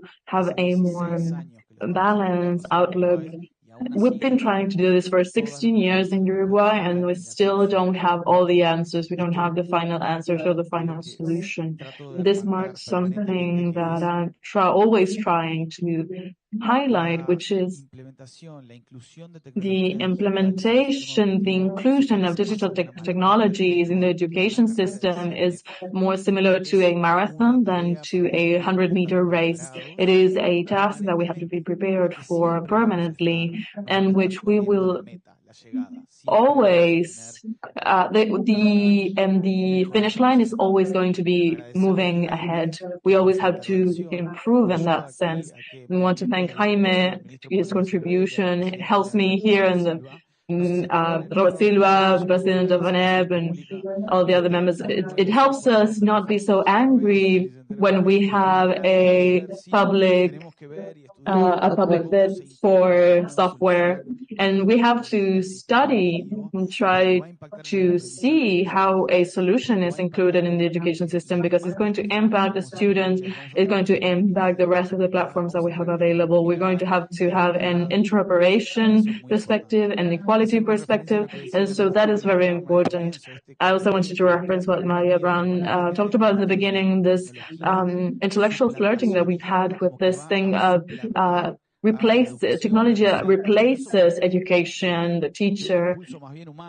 That comes from more of a human impulse. Well, in the 1900s, wanted to teach through telephone in New York, and then in the United States, television racks were created where there were VHS libraries, and there you had the best teachers of the country on tape, and with that they wanted to replace teachers in the time, and of course it was a huge failure at the time. And it's not just digital technologies that have this temptation of trying to replace this task of education. It comes from way back, and I think that we're not going to rid ourselves from that, because it's part of what the industry does to try to imagine possible futures. The thing is that the education system has to be prepared to understand what it needs in order to ask for it in the correct way and to try to build it in the correct manner. I was listening to this thing of the hashtag tech on our terms, and this is basically what Ceibal has been trying to do since 16 years ago. It's been trying to see how to build a technological infrastructure that can give us digital self-determination in the education communities that has a equity emphasis and the emphasis of getting to all the students around the country in any condition. And this also has to do with what Ceibal is trying to do in the future.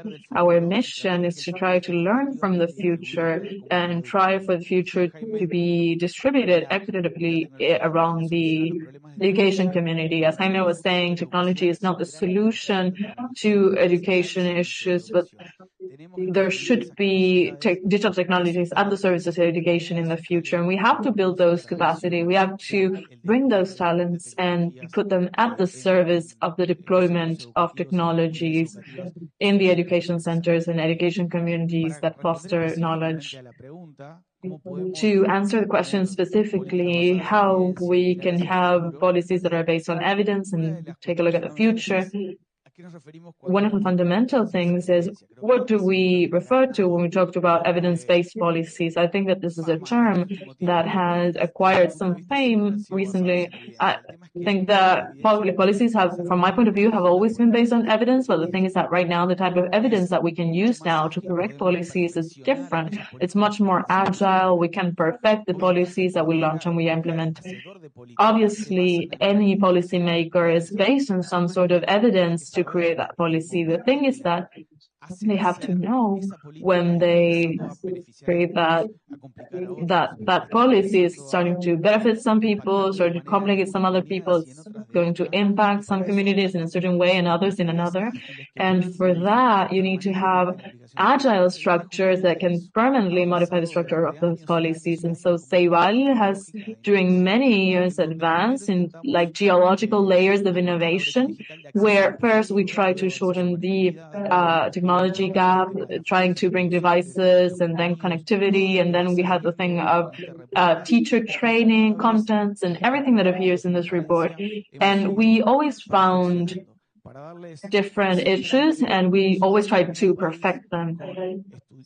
And to give you a notion, in a country with 100% of the students who are connected, 100% of students have devices, and still, even with that being solved, there's still inequalities in how people will take advantage of those technologies. And we've had to have action on how to mitigate those inequalities, even though we have been celebrated around the world due to a response to the pandemic and how we were able to provide a response with technology. We found lots of opportunities for improvement. And I think that this report, and I want to help thank Manos for choosing Uruguay to present it, but also for the work that he's done. I think that this report provides a broad perspective of what this could mean for each country. The Minister of Education of Uruguay in the beginning was saying that we have to think globally and act locally. And I would just like to ask you to think that what you're reading in this report has insights, has information of countries that, for example, are using artificial intelligence for passing the attendance in class. And at the same time, there's the radio as a main device, maybe in another country. And along the lines of that deployment of technology, there's information about that in the report. I think that's the perspective that we have to have. And that is a good way to look at the future when we think about evidence-based policies.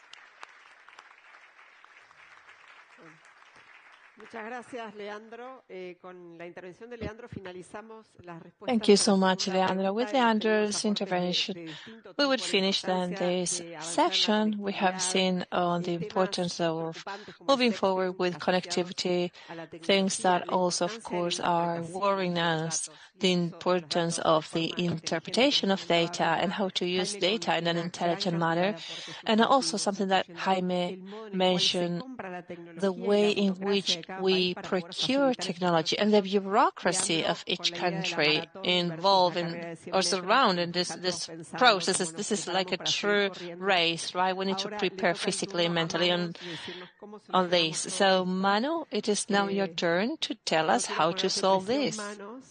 I don't want to put any pressure on you, Manos, but Manos Antonini, director of the GEM report, director of UNESCO, is going to share with us the most important finding on this component. First of all, I would like to thank sincerely all the panelists for engaging so generously with the report and its findings and showing to all of you the richness of the material that is there.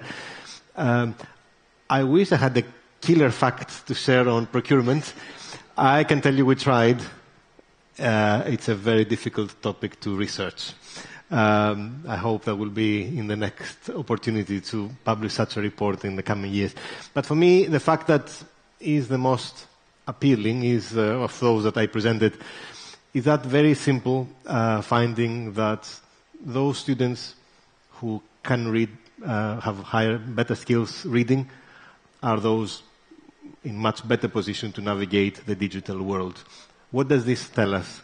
It does tell us that education systems need to ensure that all children finish secondary school at the very, very least and come out of this experience with at least the minimum levels of proficiency in the skills that we're expecting them to learn. With that, they're really forming the basis, the foundation for their societies, for their communities, for their countries, to then put on top of that a layer of technology like Uruguay has tried to do and catapult it to the next level. But let's not forget the obligations, the commitments we made in 2015 to achieve by 2030. All children should have these minimum competencies, and there are so many ways to achieve that. And first of all, of course, it requires the political commitment and the resources of that. Then we can think about how technology can be used to further strengthen us. Thank you. Bueno, muchísimas gracias, Manos, muchísimas gracias a todos los panelistas por sus aportes que dan cuenta de lo complejo que es lograr configuraciones con soluciones. Panel for sharing with us how complex this topic is and how we can adapt it and scale and provide more scalability to this. So working from this report, we will continue to reflect. Thank you so much. Thank you to all our participants. As Maria Florencia said, she will continue to moderate the next part, but we will give them some time to go back to their seats. Thank you so much for these top-level participants who started to introduce us in this report and also to the challenges that we are discussing. We will now continue with the second panel. This second part that Maria Florencia will continue to moderate, so I will give her some time to continue. Thank you.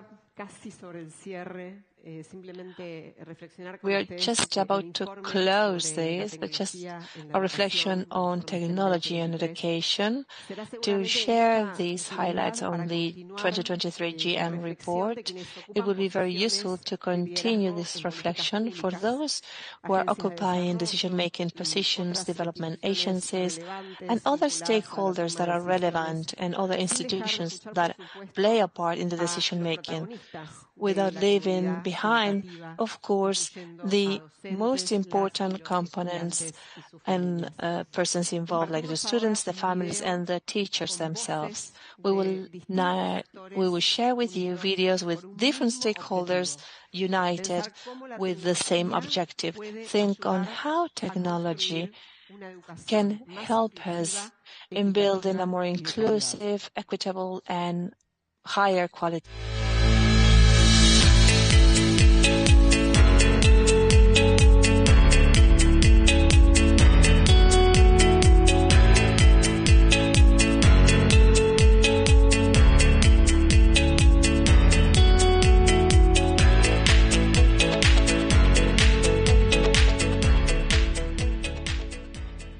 Technology should be seen as a means to an end and not an end in itself. The needs of the learners, the needs of the teachers, the needs of the community must well be assessed before the deployment of technology. Bridging the digital divide offers us the greatest hope of bridging the learning gap. As a country with the fourth largest education system in the world, the use of technology allows us to scale and accelerate this transformation, ensuring equal access to quality education, tools, and materials across the archipelago. We have a philosophy of user-centric design as we approach technology, and this has helped us in providing support for teachers and principals for them to actually move along the transformation. Indonesia is entering a new paradigm where technology plays a pivotal role in accelerating transformation in education. And I believe the publication of the 2023 Global Education Monitoring Report will further optimize the potential of technology in transforming our educational systems. We must harness and master the digital revolution and artificial intelligence from a pedagogical perspective, integrating them through active and learner-centered teaching and learning methods and practices, so that they are understood not as the dreaded substitute for teachers, but rather as teachers' best ally in empowering them to guide their students' quest for inquisitive, critical, and creative learning. This is not about the technology. It's about the learning. I would encourage all states to use the GEMS 4-point compass for policymakers to review and revise existing policies so as to ensure the best outcomes and safeguarding of rights. In an age of artificial intelligence, it's more important than ever for every student in every school to learn the basics of computer science and artificial intelligence. It's also important that we teach technology, computer science, and artificial intelligence with safety and ethics in mind. And if we do this, the growing field of artificial intelligence has the promise of helping every student advance in their education and every student to have access to personalized learning to help advance in ways that are meaningful to their passions. I encourage every student in every school to learn computer science and AI, and I encourage education leaders to make computer science and artificial intelligence a basic part of school curriculum. Africa should make use of digital education to empower its young population. However, in order to promote evidence-based digital education policies and intervention, we must overcome digital divide between the poor and rich and the urban and rural areas.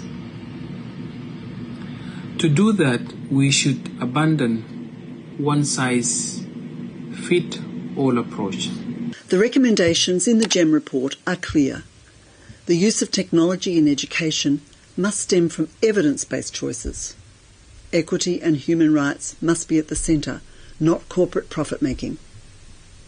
For Education International and our 32 million teachers and education support personnel, edtech on our terms means teachers are the prime decision makers in what technology is used and how. It means quality, continuous professional development.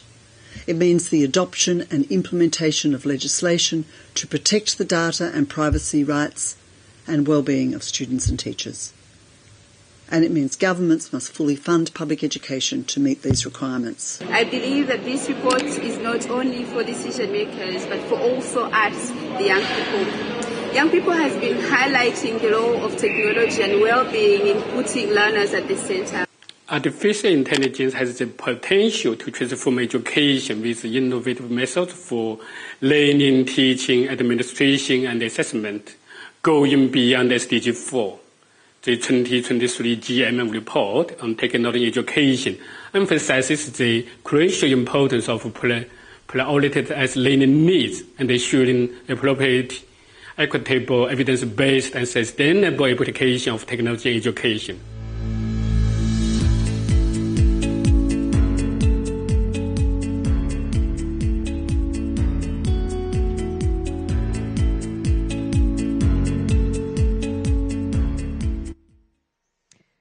Agradecemos los aportes de quienes participaron en este video e invitamos ahora a Stefania Giannini, subdirectora We would general like to de thank you Educación all de la UNESCO, a dar unas palabras for de cierre your para la support. presentación del informe GEM 2023 And we would like sobre to la invite tecnología en la now educación. one of our Adelante. colleagues who is going to be closing this.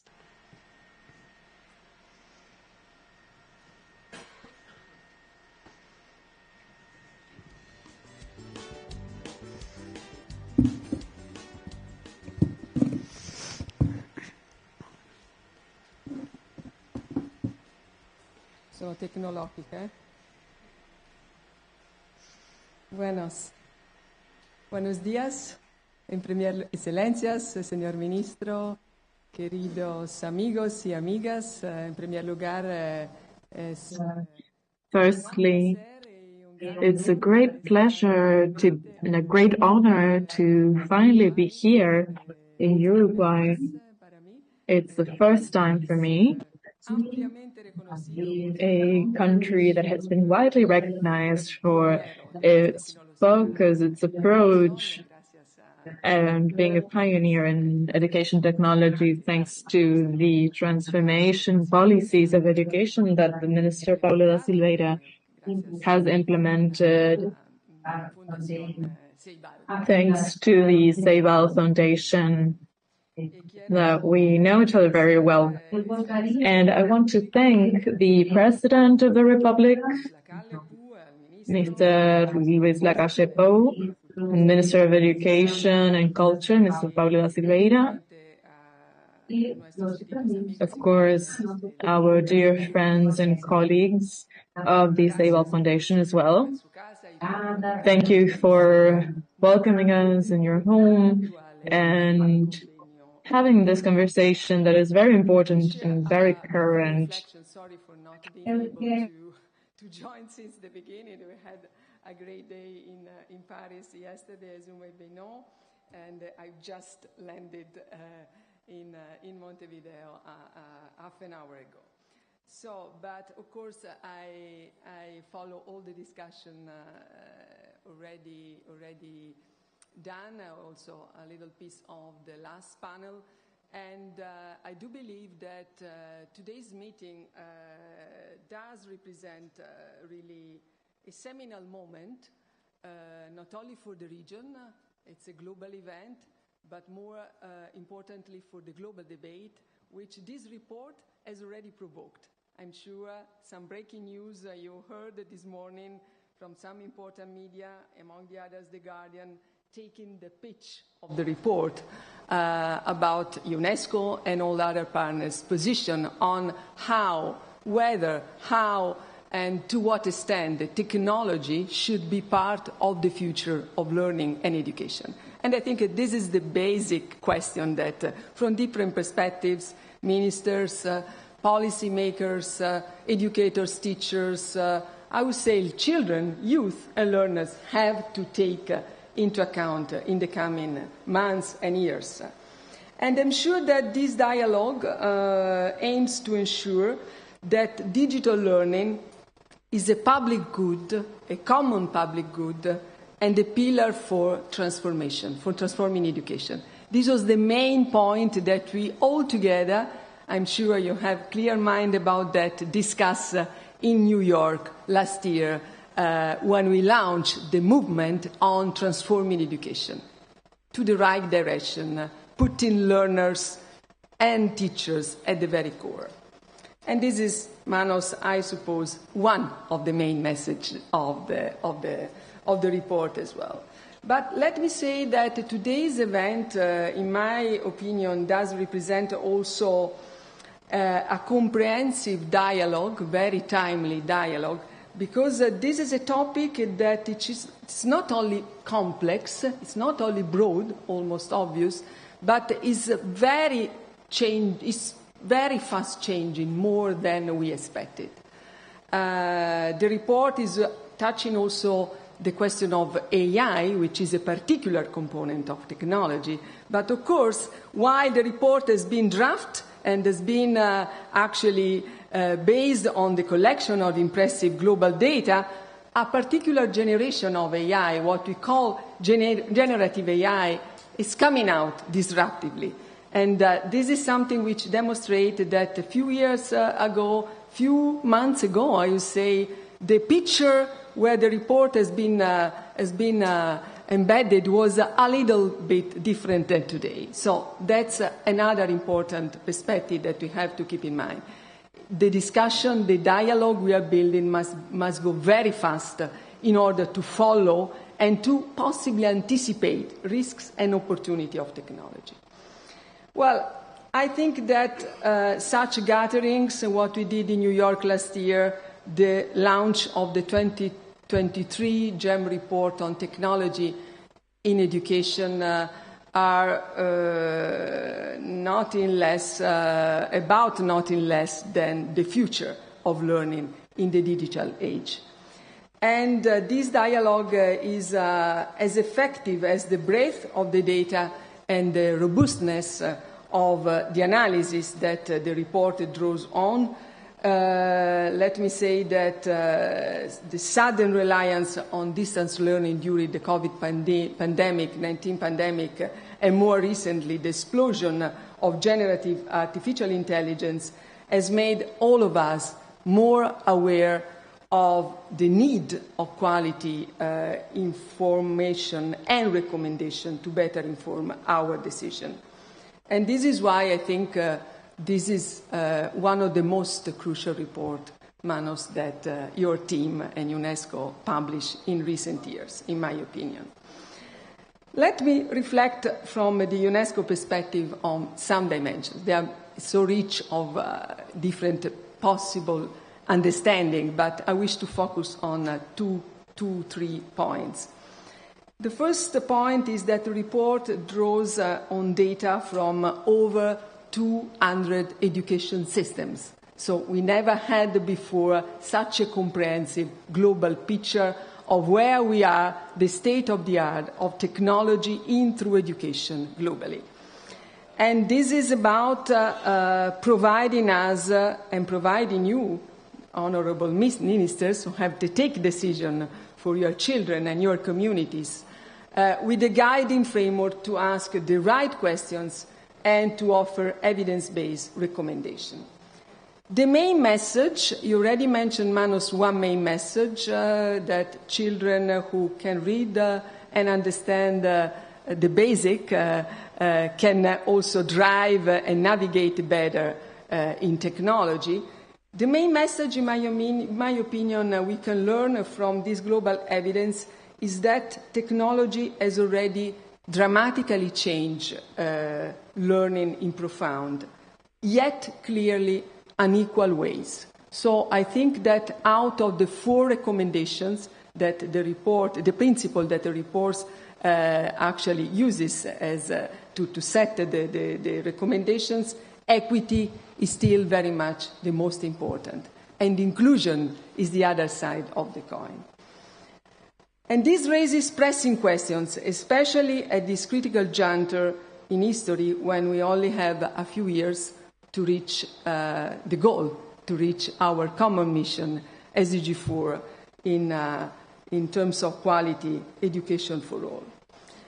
As I warned, and my colleagues with me, ministers, when we gathered the discussion on generative AI a few weeks ago, many of you were kindly connected with us in Paris, we are now moving towards an unknown future without adequate and appropriate guidelines on technology use. And we need education-specific rules and regulations to allow us to come up with our own standards and frameworks for privacy, data access, digital equity, to name a few of them. And I think that this part of the report is another critical and very useful tool in your hands as policymakers to make transformation a real benefit for all learners and communities.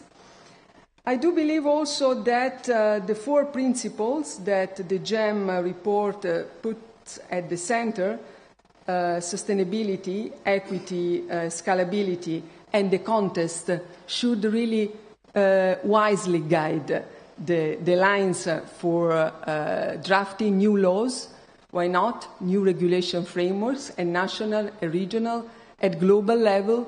But most importantly, I think that the title, as usual, the report has this kind of nice approach to use the title to provoke, but also to give a kind of hidden message. And the message is that we have to use technology, for sure, we cannot avoid. We have to use technology to transform. We have to put the learners at the center, but most importantly, we have to use technology on our own terms. And this is, I think, also the important part of the discussion which will take place from Uruguay for the region in Montevideo today. Thank you very much, and enjoy the rest of the conference. Thank you.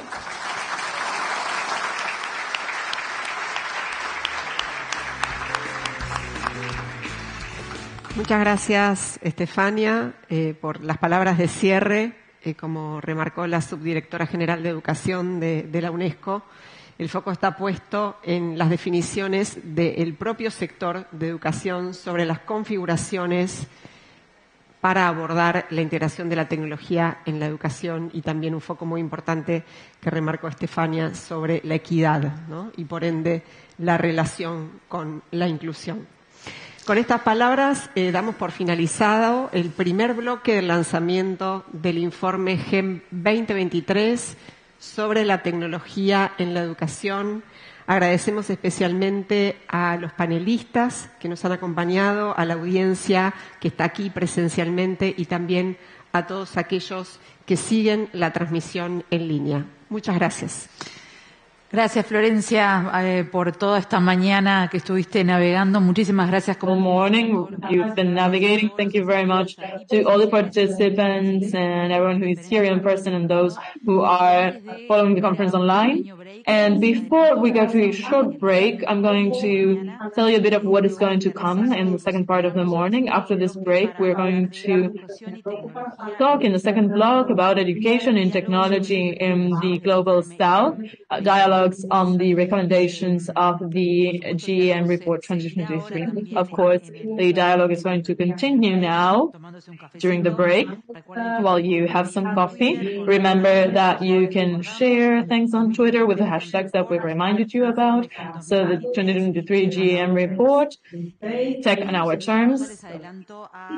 And we are also inviting you to what's going to be the annual encounter for the Alliance of Digitalization of Education in Latin America. It's going to begin at 3 o'clock in this same place, and it's going to approach the challenges and advantages of digital transformation in teacher training and trying to close gaps in education. There's going to be fundamental things that we're going to talk about in the afternoon.